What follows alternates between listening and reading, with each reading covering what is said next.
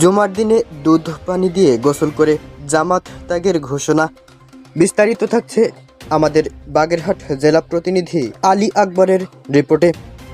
বাগেরহাটের ফকিরহাট উপজেলার ৫ নম্বর বাহিদ্দিয়া মানসা ইউনিয়নের ৫ নম্বর ওয়ার্ডের দীর্ঘদিনের সক্রিয় কর্মী শেখ তারেক বাংলাদেশ জামাতে ইসলামী থেকে দল ত্যাগের ঘোষণা দিয়েছেন। শুক্রবার ১২ জুন জুমার নামাজের আগে তিনি ব্যতিক্রমী উপায়ে দুধ ও পানি দিয়ে গোসল করে আনুষ্ঠানিকভাবে দল ছাড়ার ঘোষণা দেন বলে পারিবারিক ও স্থানীয় সূত্রে জানা গেছে। স্থানীয়দের দাবি, শেখ তারেক প্রায় ১৪ থেকে ১৫ বছর ধরে ৫ নম্বর ওয়ার্ডে বাংলাদেশ জামাতে ইসলামীর একজন সক্রিয় কর্মী হিসেবে রাজনীতির সঙ্গে সম্পৃক্ত ছিলেন। তবে শুক্রবার তিনি প্রকাশ্যে দল থেকে নিজেকে সম্পূর্ণ বিচ্ছিন্ন করার কথা জানান।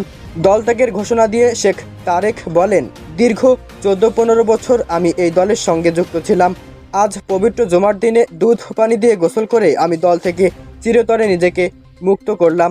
এখন থেকে উক্ত দলের কোনো রাজনৈতিক কার্যক্রমের সঙ্গে আমার আর কোনো সম্পর্ক থাকবে না। তার এই ঘোষণার পর এলাকা জুড়ে আলোচনার সৃষ্টি হয়েছে।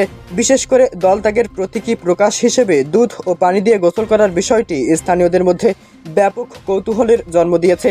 তবে শেখ তারেক কেন দীর্ঘদিনের রাজনৈতিক সম্পর্ক ছিন্ন করলেন সে বিষয়ে তিনি প্রকাশ্যে সুনির্দিষ্ট কারণ জানাননি।